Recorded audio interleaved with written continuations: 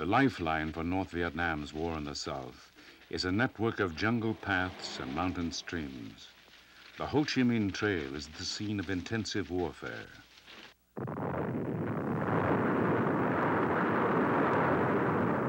Survival on the trail is held out as a model for all of North Vietnam. Everything is directed to war. North Vietnam itself is a guerrilla society.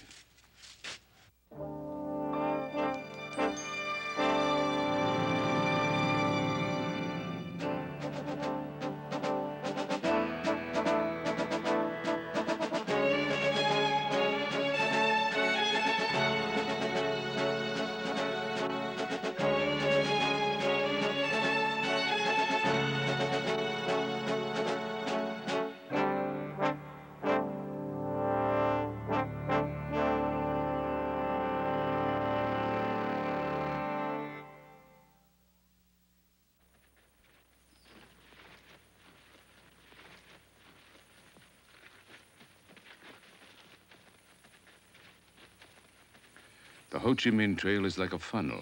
Men and supplies pour in at the north to emerge at the battlefields in the south. It isn't one trail. It's a network of jungle footpaths and dirt roads, canals and rivers that run generally north to south for 1,500 miles.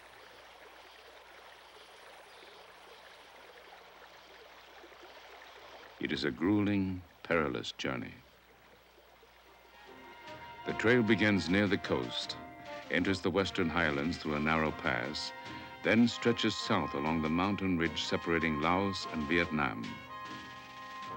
A Western journalist, Wilfred Burchett, traveled the trail.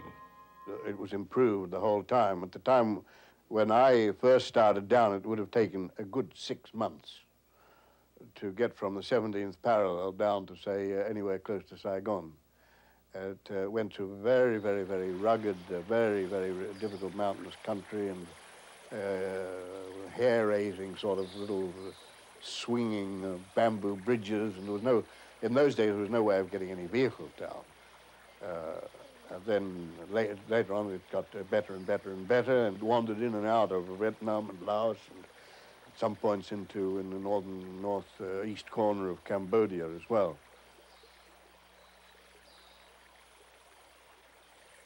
The trail and the Vietnam War develops from 1959 when North Vietnam decides to supply rebels in the south.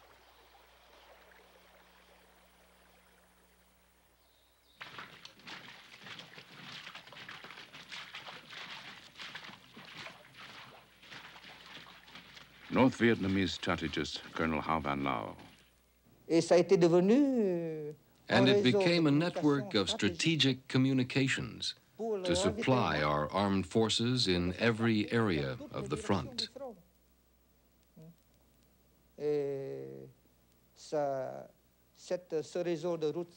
And this strategic route network fulfilled its vital mission in the struggle of our people against local American war in South Vietnam. By 1964, men and materials depart from organized assembly points along the coast. New jungle paths provide easier access to and through the mountains. Part of the trail runs through neutral Laos, so both sides at first deny there is a ground and air war. Official Air Force film identifies specific targets. Cutting the Ho Chi Minh Trail is seen as the key to ending the war. Ambassador Ellsworth Bunker. If we cut the trail, the Viet Cong, I felt, would wither on the vine. The only thing that kept it going were supplies, weapons, ammunition from Hanoi. Both the North Vietnamese infiltration and the retaliatory U.S. airstrikes increased daily.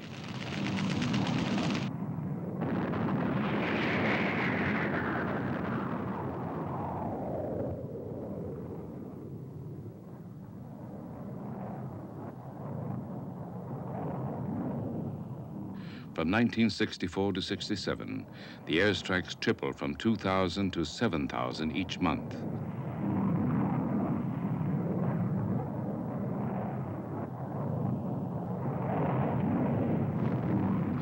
By day, the pilots seldom detect movement. They can only strafe deserted roads and river fords. Gunships are also called in where communist infiltration is detected. Phosphorus bombs and rockets are used to strip away jungle cover. The North Vietnamese defend the trail with elite troops and artillery units. 25,000 North Vietnamese regulars guard the approaches to the trail. The communist defenses are considered too strong to be attacked by ground forces. Instead, the U.S. relies on the most concentrated airstrikes in history and on occasional commando raids.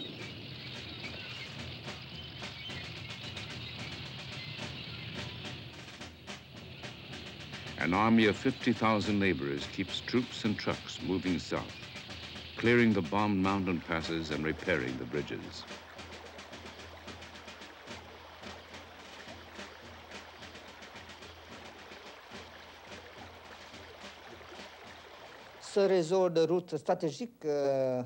This strategic road network was permanently maintained by groups of pioneers, of young pioneers, men and women.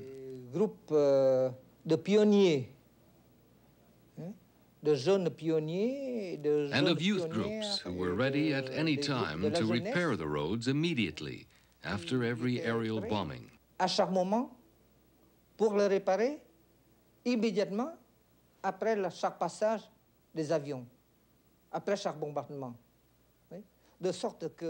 Even with the very strict surveillance of the American planes on this road, never was the road cut. Jamais la route a été coupée. Despite the bombing, communist infiltration increases year by year. The U.S. military estimate that in 1965, 35,000 North Vietnamese troops moved south. In 1966, 89,000. In 1967, perhaps 90,000. In 1968, 150,000.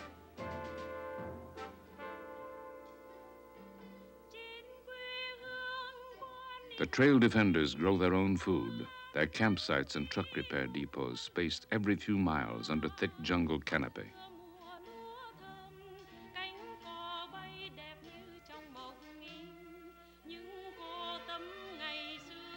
There's strict military discipline on meal times and rationing.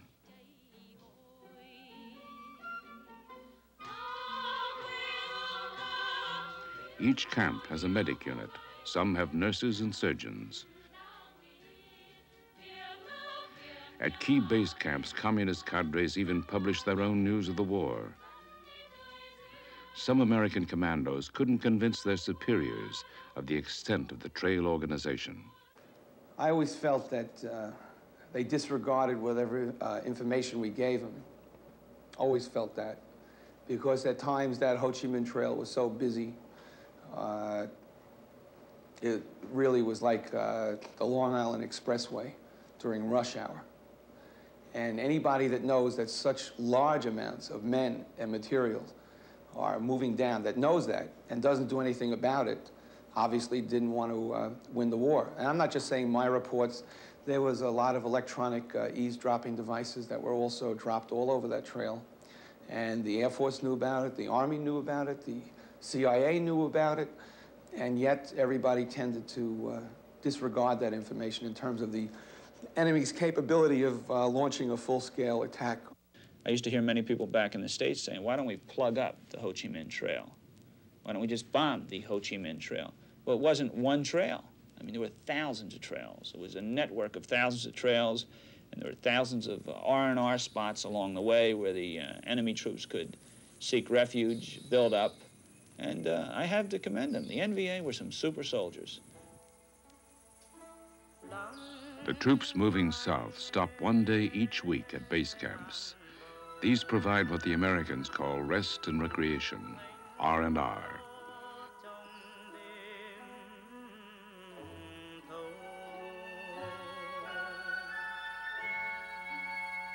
The most popular pastime against Army regulations is keeping diaries. As one captured soldier said, We wrote about the terrain, the scenery. We wrote poems and exchanged our diaries to read.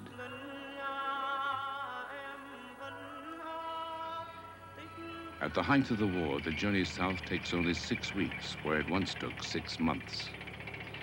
Now they move by truck to assembly areas in North Vietnam and then through jungle passes into the mountains.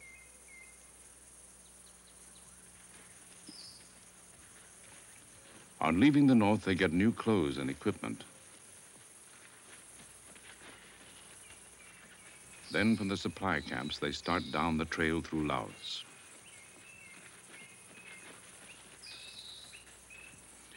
An assessment of them by U.S. Commander General William Westmoreland. They were a very dedicated group.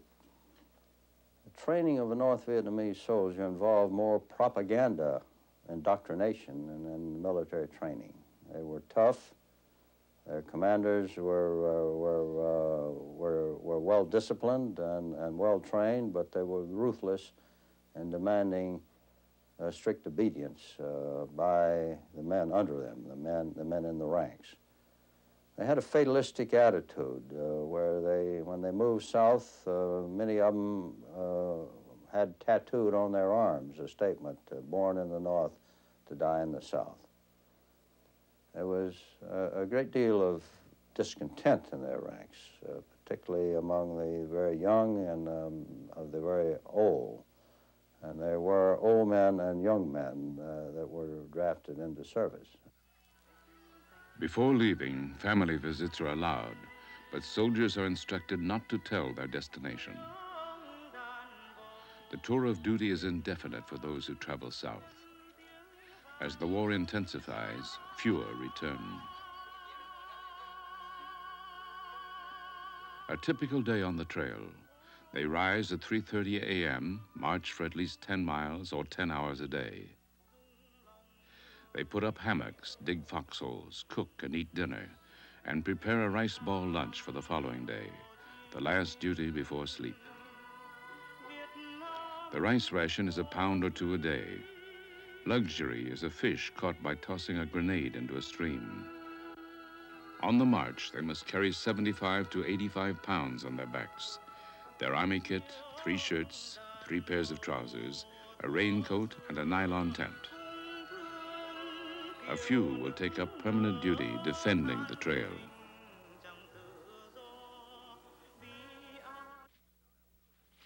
Tens of thousands die on the trail from the physical hazards of the journey. Eyewitness Wilfred Burchett. Medical problems were rather bad, especially malaria.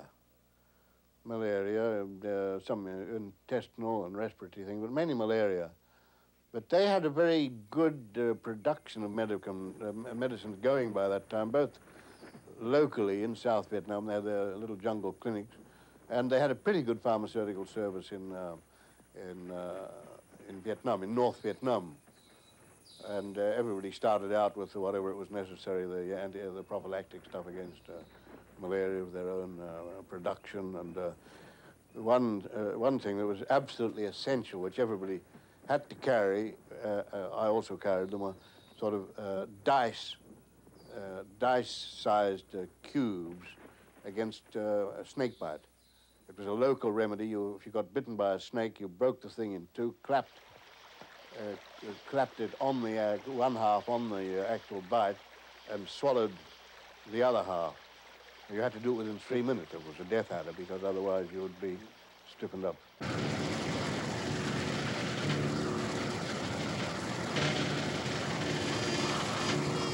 In late 1968, the U.S. prepares for a gradual troop withdrawal and begins an all-out attempt to stop communist infiltration.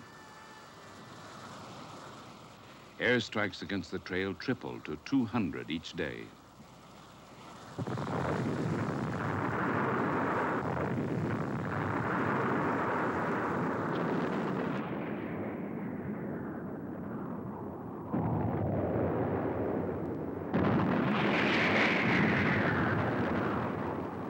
Bombing of the trail increases the cost of this air war to $1 billion each year.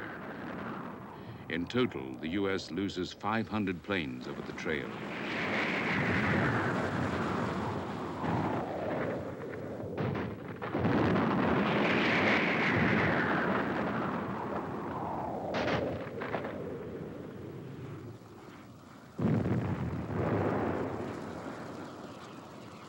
American High Command claims success on the ground.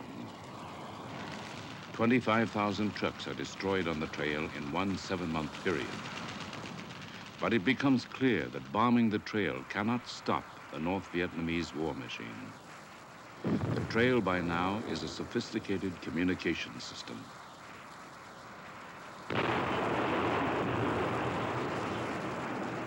In the beginning, it was a very, very miserable sort of collection of trails. Gradually, it became a major, more or less, highway, accompanied with a parallel pipeline. For the big offensive in '75, they were getting their fuel pumped down just to wherever they needed it. So it was absolutely decisive from beginning to end. By late 1968, U.S. intelligence reports that 10,000 trucks are using the trail at any one time. The trucks operate in relays, traveling 40-mile stretches. Each section has its own repair crews, supply dumps, and fuel depots. The vehicles are kept strung out along a grid system of vertical and horizontal paths. When one route is bombed, the column of trucks switches to a side path. A labor gang immediately repairs the bombed section.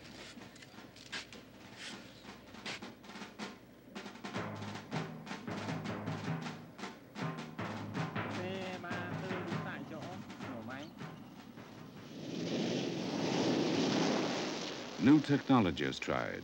Sensors are dropped to pick up the movement of men and vehicles leaving the trail. The exit routes become a little easier to detect. But finally, it all comes back to the village level. Here, reliable information is hard to get. Despite controversy, more defoliants are used to destroy jungle cover in the lowlands. According to the Pentagon, by 1967, the communist convoys deliver 60 tons of supplies a day to the south. It is enough to sustain the war. Food, weapons, and ammunition are dispersed to hundreds of small units in the countryside. American reliance on large-scale attacks is criticized by Special Forces soldier Dave Christian. They were trying to fight a guerrilla war with conventional methods. And they were fighting a defensive war. And so they had all these support troops and all these support mechanisms. And everyone, you had Signal Corps over there, you had all these different things that I'm sure were needed, okay, and were probably used in World War II. Possibly in Korea, but they were outdated and outmoded in Vietnam. Mainly you take your large infantry outfits, the guys that are fighting the war. The reason you don't come into contact is they make so damn much noise. Walking through the jungle, you'd think it was a herd of elephants coming. And if I had a team of guerrilla fighters, 8 to 10 people, I would not engage with that large of a group.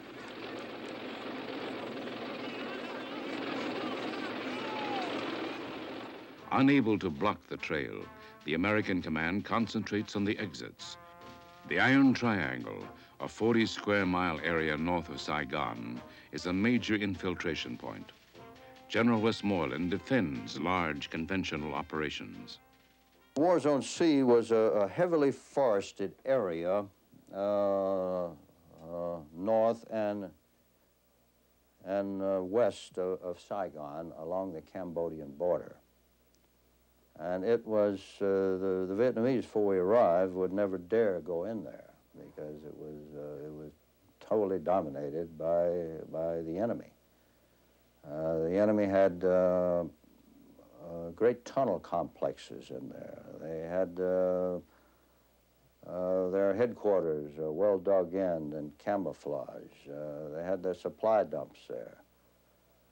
And it was necessary for the sake of protecting the pacification effort and for preempting the capability of moving into the populated areas, for us to go in and to disrupt that. But you couldn't go in with a platoon, you couldn't go in with companies, you couldn't go in with battalions. They would have been chewed up. They would have been ambushed and decimated. And therefore, it took a massive troop efforts to go in there with safety and get the job done with minimum losses. And that was done. Westmoreland prefers a direct attack on the trail, but Washington rejects this. It would require 4 infantry divisions at a time when the U.S. is seeking to withdraw troops. Instead, the military launched massive operations against communist base areas. A field commander, General William Depew. There were operations which were called search and destroy. It turns out that was an unfortunate choice of words. What it meant back in 1964, long before it became unpopular, was simply that U.S. units or Vietnamese airborne units or Marine units would patrol in the jungle, not in the cities, not in the towns, in order to try to find the main force units, search for them, find them, fight them, and destroy them. Later, I guess it became associated with pictures of troops searching villages and setting them on fire, and the word destroy became a dirty word. In a typical operation, helicopter units make a surprise descent on suspect villages.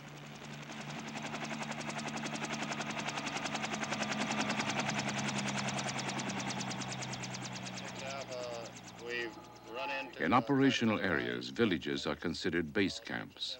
The people are presumed to be communist supporters and are often forcibly evacuated to government camps.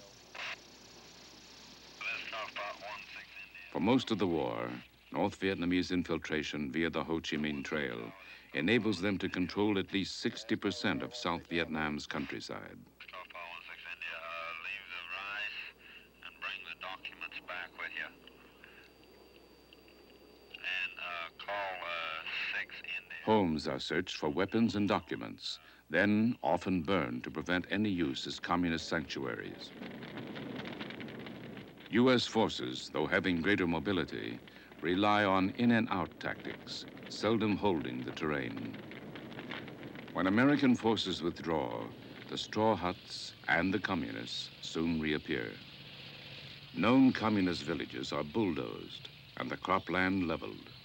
But across the countryside, the communists develop underground hideouts linked to the trail. They regard the trail as their route to victory.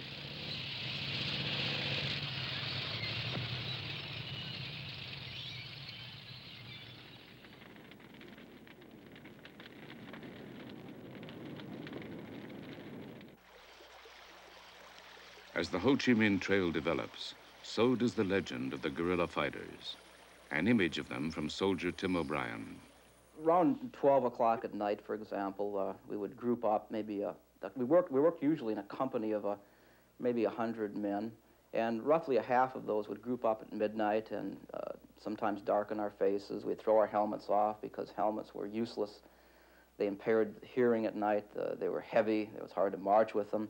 We'd throw everything aside except our rifles, our ammunition, a canteen of water, a claymore, and a radio, essentially, and begin zigzagging through this ghost land we call Vietnam.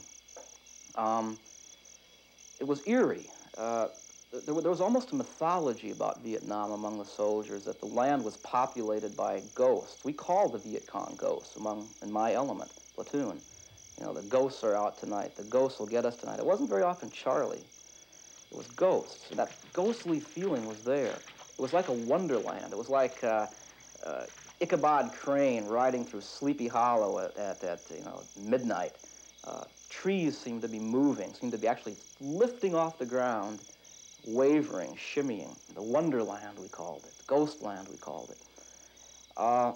There was a feeling that the Viet Cong, because we called them ghosts, and because they were so ghostly, you never saw them.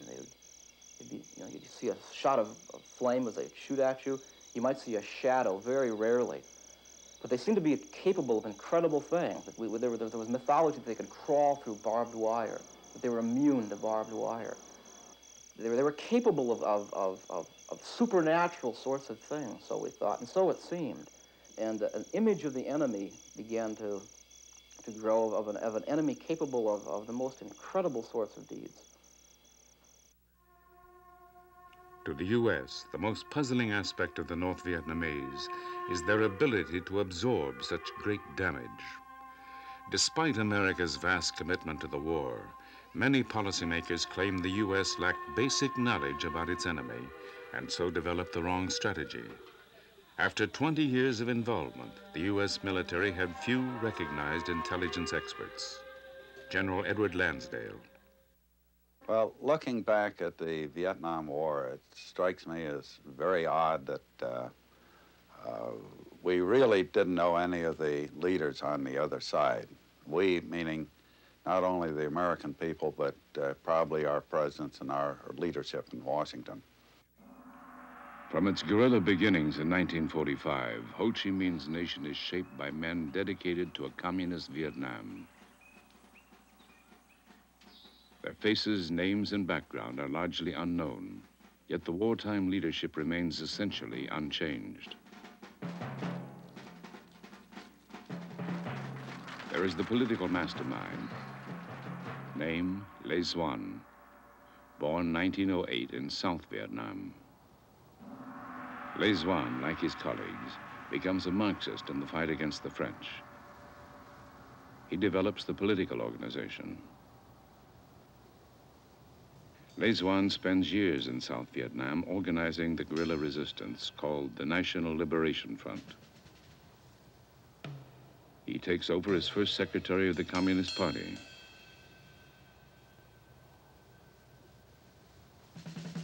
There's the longtime prime minister who directs day-to-day government and becomes Hanoi's public voice. Name, Pham Van Dong, born 1906 at Hue, Central Vietnam. Dong is highly educated, the son of a Mandarin. He helps found the Viet Minh, the peasant movement which fights the French. He negotiates peace in 1954. The agreement partitions Vietnam. He becomes prime minister, and as premier sees Vietnam united 21 years later. There is the military mastermind. Starting with 34 volunteers, he eventually commands a 1 million-man army. Name, Vo Nguyen Giap, born 1912 in Central Vietnam. Giap is politically active from age 14. Though poor, he studies law, then teaches history. His wife dies in a French jail. He joins the Viet Minh. At age 27, he plans the guerrilla strategy which defeats the French. He has military command for 30 years. And there is the legendary president, at first unknown even to the Vietnamese. Name, Nguyen That Tan, born 1890 in Central Vietnam. The world knows him as Ho Chi Minh, one of his many aliases. At age 21, he goes to France to seek political reforms for Vietnam. He spends years in Russia and China, returning to his homeland 30 years later. In 1945, he proclaims independence. 30 years of war follow. In the North, Ho creates a single-minded society with one goal, one Vietnam. An expert on North Vietnam, Brian Jenkins.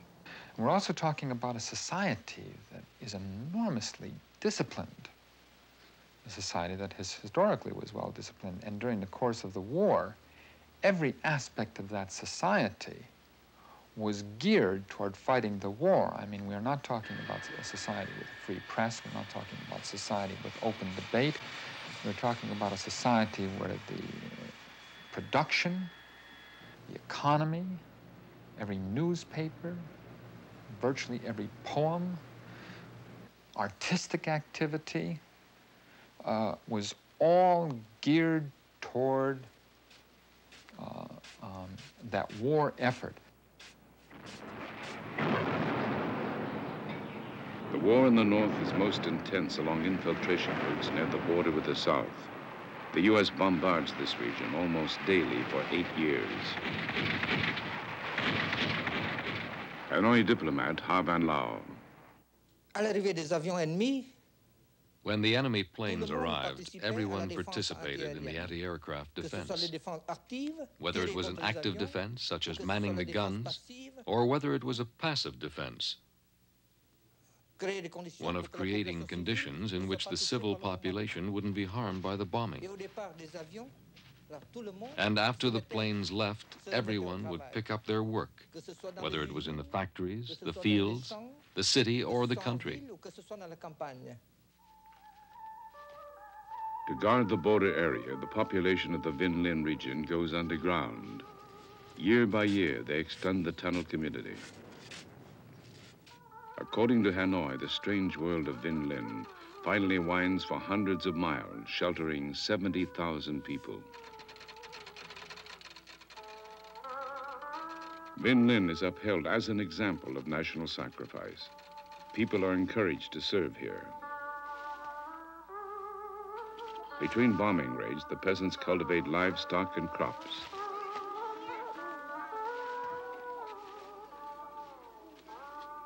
Trenches crisscross the fields. The tunnels are organized like a city. There are nurseries, hospitals, recreation areas. Most of the population has never known peace.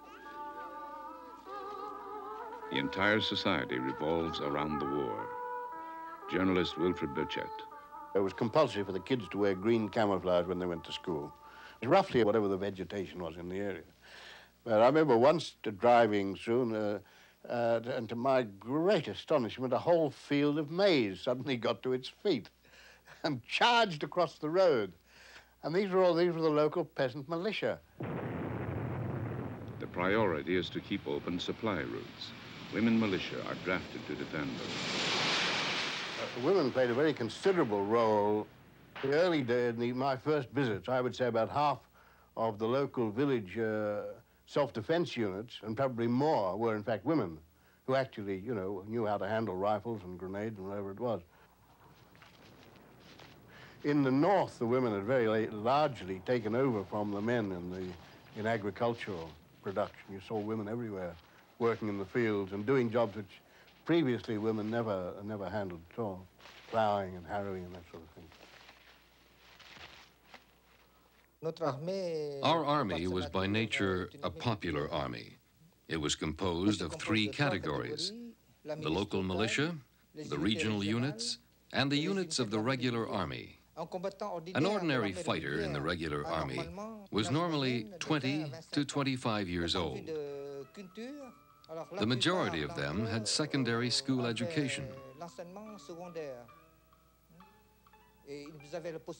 And they had the possibility of continuing their studies in night classes, if conditions permitted it.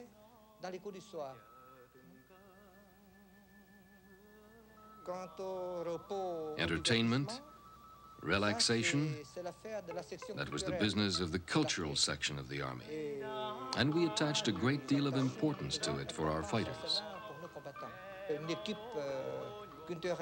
There was a cultural team that offered dances, singing, music. They even organized basketball teams, volleyball teams. Teams of athletes would compete against one another. The army versus the civil defense. General Giap's military hero is Napoleon. I've lost some battles, but never lost a war, says Giap. Effectively, his army is the entire population. Whether in or out of uniform, everyone is assigned war duties. The leadership sets an example of self-discipline. The Prime Minister lives in the servants' quarters of the former colonial governor. Party Chief Lê Duan receives a salary of $10 a month, the same as all other government officials. Ho Chi Minh constantly tells them, stick together. They do. In terms of their personal life, our leaders were very much united because they struggled under the same conditions. They'd been in the same prisons. They fought together, shoulder to shoulder. That's why the experience of the common struggle united them, not only in ideology, but in a life of revolutionary struggle. Une vie de lutte révolutionnaire. Ho Chi Minh regards his role as a teacher who could achieve greatest results through personal contact, and what he taught was patience. During 8 years of bombing, towns in the border provinces are destroyed. Nam Dinh, North Vietnam's third largest city, it is a transportation and textile center, frequently bombed. The damage is widely publicized.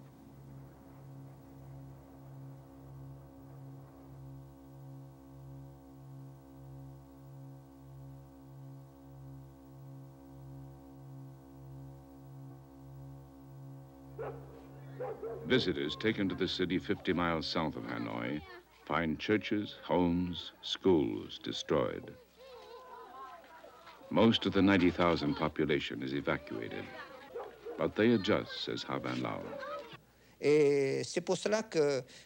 That is why, in spite of the very savage, very barbaric bombings of the enemy planes, life had to continue. La vie devait continuer. 9 out of 10 workers in key industries are relocated in mountain caves. Some move 3 or 4 times as a result of the bombing. A typical Hanoi machine tool factory is broken down into 50 separate workshops scattered outside the city.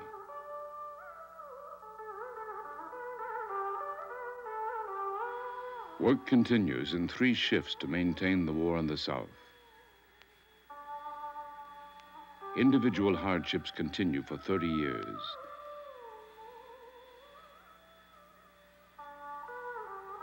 Food is about subsistence level. In 1967, the monthly ration per person is 1 pound of meat and 8 pounds of rice. In a year, each person is allowed 5 yards of cloth, enough for 1 shirt and 1 pair of trousers, the standard dress for men and women.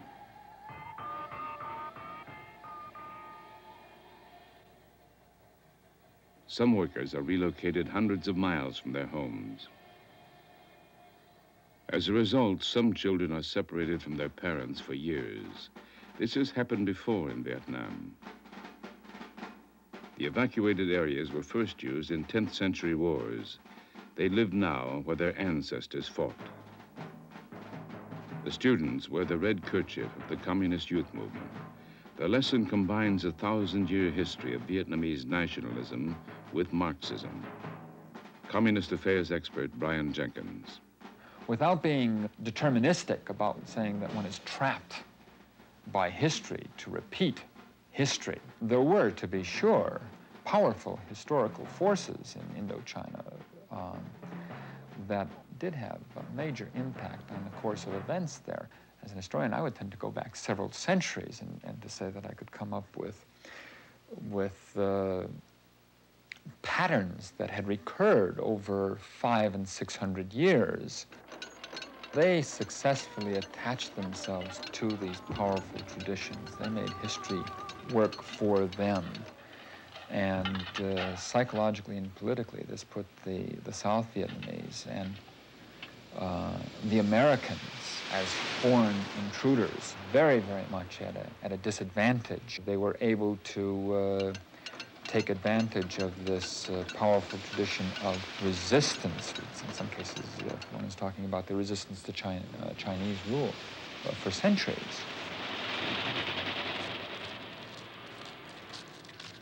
All civilians must contribute to the war. Clearing highways and rail lines becomes a specialist task.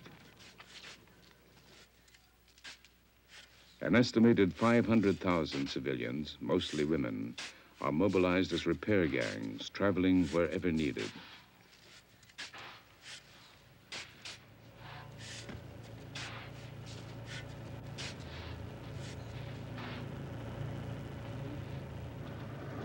By 1968, Hanoi claims that 80% of all towns and cities of the north have been bombed.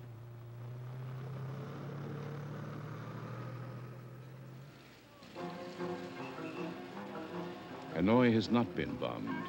During the 1960s, the U.S. fears that destroying Hanoi might bring the Soviet Union or China into the war.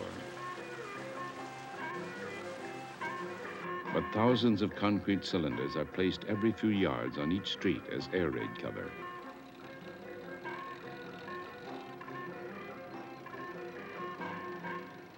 Half a million people, 1/3 of its population, are kept in Hanoi in fixed industries and government jobs.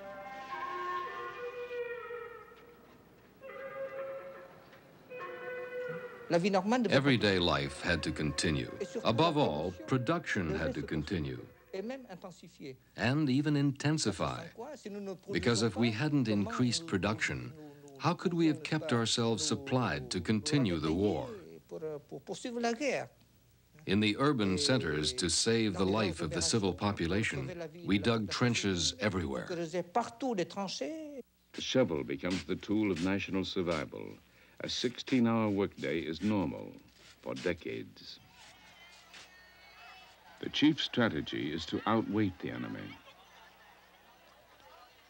The money North Vietnam spends on the war is unknown, but the war does demand tremendous economic sacrifice. In government stores, there are long queues for cigarettes called Diem Bien Phu. Luxury is a mosquito net. In the late 60s, food rations increase with Soviet aid. Even then, officials tell visitors, we are terribly hungry. But at all times, traditional Vietnamese culture is maintained. And I can even say that we didn't lack for recreation either. There were performances. There were cultural evenings for the people. And when the night alarms sounded, we'd disperse. When the planes were gone, then the shows would begin again. And that was life during the bombings.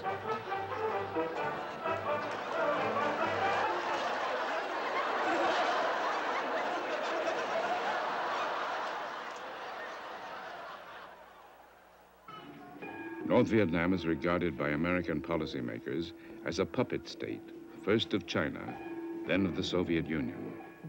But Hanoi tells the people they are fighting for independence. The North, in turn, cannot understand U.S. motivations. Hanoi does not recognize South Vietnam as a legitimate country. The war for one Vietnam is presented as a national crusade. U.S. policymakers underestimate the nationalist appeal of Hanoi's leaders, says historian Brian Jenkins. I think when we talk about the North Vietnamese leadership, we are talking about dedicated Marxists, but dedicated Marxists who nonetheless are as traditional as the ancient Confucian mandarins that ran that country centuries ago.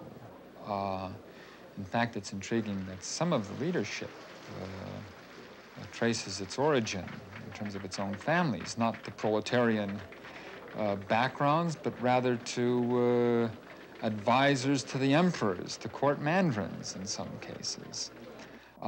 No, clearly the Marxism, while legitimate and true to those leaders, was very, very, very much something which one put on top of a Vietnamese nationalism. After peace with America is celebrated, Hanoi still anticipates a drawn-out fight to attain reunification. Patience is regarded as both the greatest virtue and weapon. By this time, some of Hanoi's leaders have already been fighting for 50 years. If one looks at Vietnamese history, and the communists certainly did, they are able to bite off half centuries in a gulp, whereas we think of 5 years or 10 years as being a long time. Ho Chi Minh's boast that they were willing to fight 10 years, 20 years, 30 years, or longer if necessary, was not an idle boast, but rather really reflected a Vietnamese perception of history. It made probably little difference to them whether ultimately they would achieve their ends in the year 1969, 1970, 1975. It could just as easily have been the year 2000.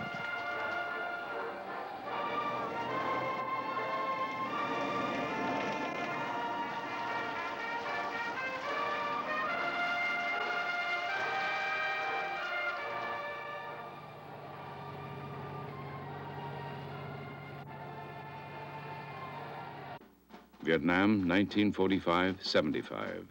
3 decades, 2 wars, 1 objective.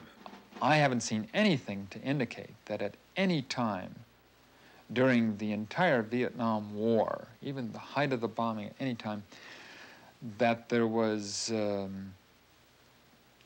any threat to the stability of that leadership, nor in fact even any major debate within that leadership as to goals. What united them, and what still unites them, is our environment. The ardent patriotism, the true patriotism. The profound love of independence and liberty that goes hand in hand with love of socialism. Prime Minister Pham Van Dong answers the question raised over 30 years. Why are you like you are? Why are the Vietnamese like they are? What's in you? What makes you tick? And he laughed and said, well, you know, what is our history? There's nothing else in our history except struggles. Struggle against foreign invaders, always more powerful than ourselves. Struggle against nature. We've had nowhere else to go. We had to stay where we were and fight things out where we were. And this, the result of this after 2,000-odd years, he said, is that it's created a very stable nervous system in our people. We never panic. And whatever new situation arises, our people say, oh, well, there it goes again. But he repeated this 3 times. There's nothing else in our history except struggle.